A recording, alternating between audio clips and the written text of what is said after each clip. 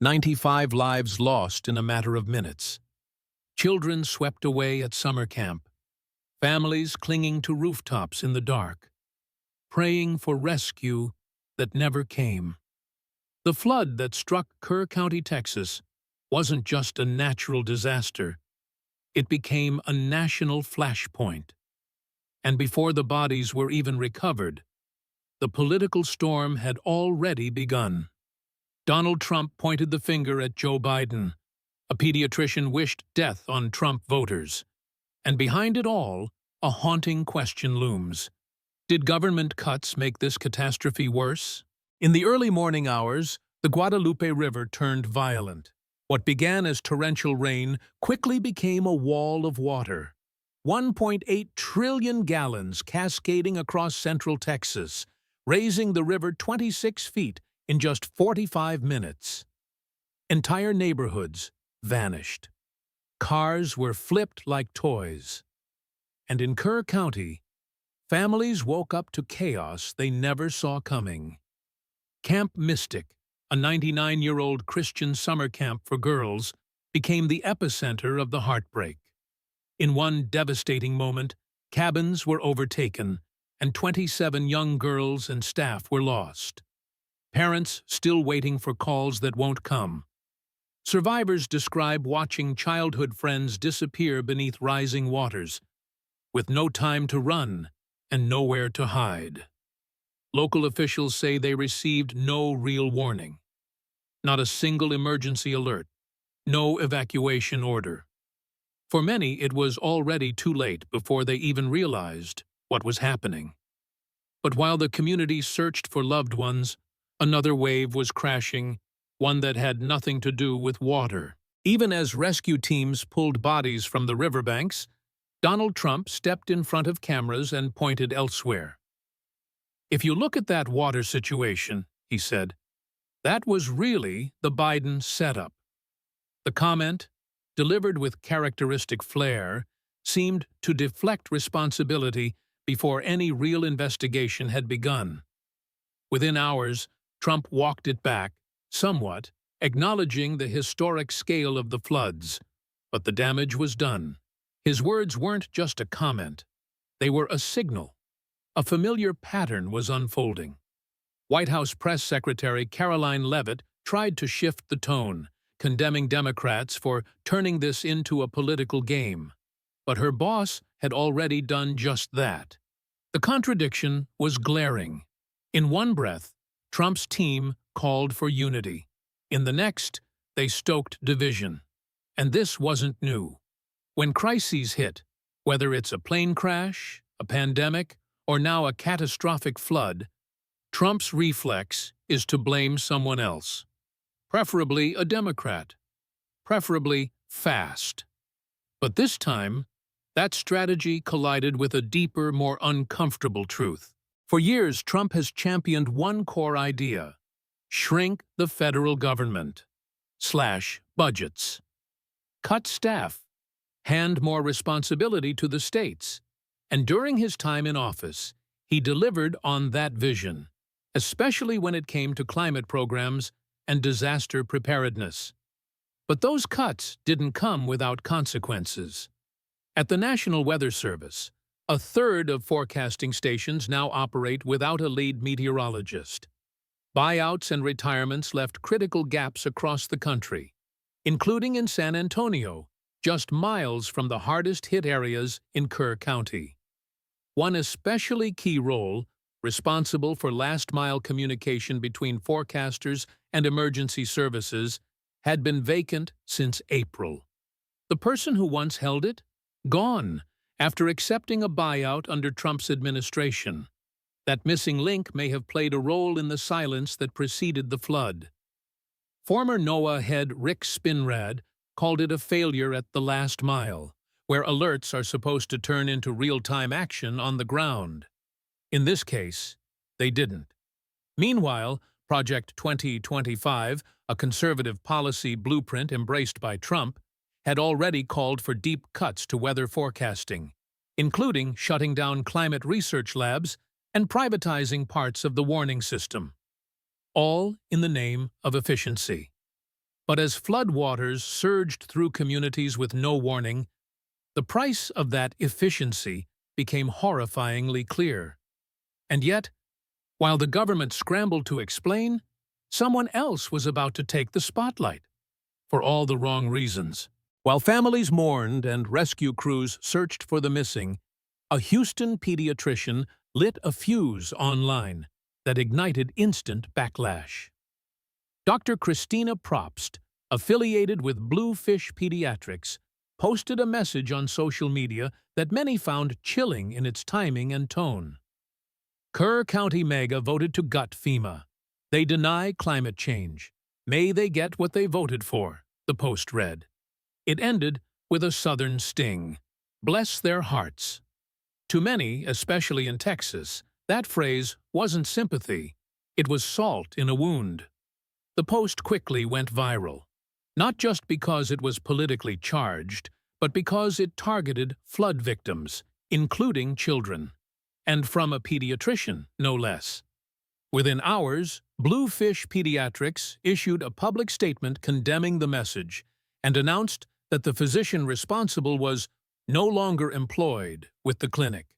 Though they never named her, Dr. Probst's online profiles disappeared, and her bio was scrubbed from the clinic's website. Attempts to reach her went unanswered. The fallout was swift and merciless. Some defended her right to free speech, while others, especially grieving families, called the comments cruel, heartless, and disgraceful. Even Memorial Hermann, the hospital network affiliated with Bluefish, issued a rare statement denouncing the post and distancing itself entirely. But this controversy wasn't just about one doctor's mistake. It was about how tragedies like this one become lightning rods, revealing how divided the country has become, even in moments of shared suffering. In the aftermath of the flood, grief should have united people. Instead, it deepened the divide. For some, the disaster was proof that decades of climate denial and government cuts had real, deadly consequences. For others, any attempt to link policy to tragedy was labeled heartless and opportunistic. Across social media, the battle lines were drawn. Critics of Trump pointed to his rollbacks on FEMA, on climate research, on the very agencies meant to warn and protect the public. Supporters fired back, accusing the media and political opponents of using dead children to score points. In towns like Kerrville, where neighbors were still pulling debris from their living rooms, the flood had become more than a natural disaster. It was a political litmus test. At the center of it all was a dangerous question: who gets help and who doesn't? In a world where everything is political, even disaster relief seemed up for debate. Would some regions get faster aid based on their governor's politics? Would others be left waiting because of who they voted for? The flood didn't just wash away homes, it exposed something far uglier. A country where tragedy no longer guarantees unity, and even a once-in-a-generation storm can't drown out the noise of political war. But underneath that noise, something more structural and potentially devastating was brewing. While Texas drowned, a quiet but powerful shift in disaster response was already underway, one that could change how future catastrophes are handled. Donald Trump has made no secret of his desire to gut FEMA. In fact, he's said it outright. We want to wean off of FEMA, and we want to bring it back to the state level. At first glance, it sounds like typical small government rhetoric, but critics warn it's far more than that. FEMA has long been the backbone of national emergency response. Its job isn't just to send money. It coordinates evacuations, manages logistics, and supports overwhelmed local agencies during the worst days of their lives. Dismantling that system could leave states scrambling to fight disasters alone. And Trump's broader vision fits the pattern. In recent interviews, he's floated the idea of distributing disaster funds directly from the White House, bypassing FEMA entirely. That move would centralize control, raising fears that red tape or political favoritism could determine who gets help and who gets left behind. The Department of Homeland Security insists there's no bias, but critics point to warning signs: a slower-than-usual response in blue-leaning regions and faster declarations in politically loyal areas. Nothing proven, but the pattern has some people asking uncomfortable questions. In Texas, though, it wasn't politics that slowed the response. It was a system already stretched thin. And Trump's plan to shrink it even further may be the biggest gamble yet. But the seeds of this approach were planted long before the flood, and they go far deeper than just one agency. Long before the flood hit Kerr County, the blueprint for dismantling the federal disaster response system was already in place, and it had a name: Project 2025. Developed by conservative think tanks and embraced by Trump's inner circle, it's more than just a policy wish list. It's a roadmap for how Trump plans to reshape the government from the inside out if re-elected. At the heart of the plan is a sharp reduction in federal responsibility. Project 2025 calls for defunding climate research, closing weather science labs, and handing over much of the National Weather Service's duties to private companies. Forecasting, once a public good, could soon become a for-profit service. And in a world of faster storms and flash floods, that shift could mean fewer warnings, or warnings only for those who can afford them. Emergency management is also on the chopping block. FEMA's role would shrink dramatically, with states and localities expected to shoulder the burden. On paper, it's about efficiency and returning power to the people. In reality, critics say it leaves communities like Kerr County dangerously exposed, especially when their local budgets can't match federal resources. And behind it all is a deeper philosophy: the belief that government should do less, spend less, and intervene less, even in moments of crisis. It's a vision rooted in ideology, not reality.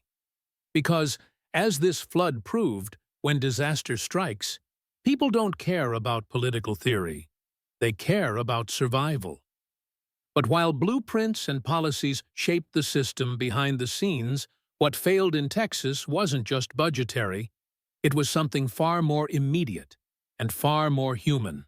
For many survivors in Kerr County, the worst betrayal wasn't the flood itself. It was the silence before the storm.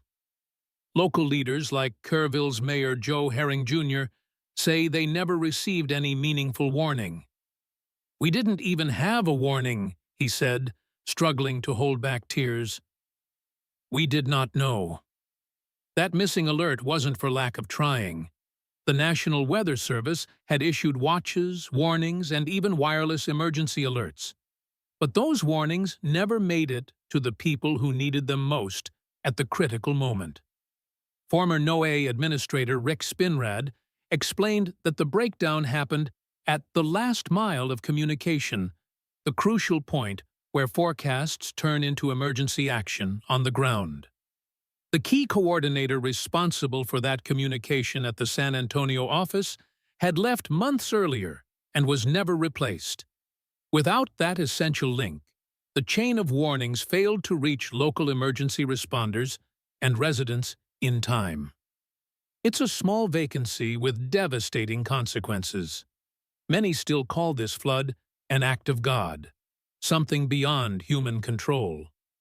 But behind the tragedy lies a human failure, a system under strain, stretched too thin by budget cuts and political decisions, unable to deliver the one thing that could have saved lives: a timely warning. As families mourn and communities rebuild, that question hangs heavy in the air. Could this have been prevented? The Texas flood wasn't just water rushing through neighborhoods. It was a flood of unanswered questions, political blame, and painful what-ifs. Was this catastrophe a freak natural event? Or did years of government cuts and mismanagement make it worse? Did the missing warnings and understaffed agencies cost lives that might have been saved? And as political leaders trade accusations, Who truly bears responsibility for the children lost and families shattered? What's clear is this: disasters don't just test our emergency systems, they test our values as a nation.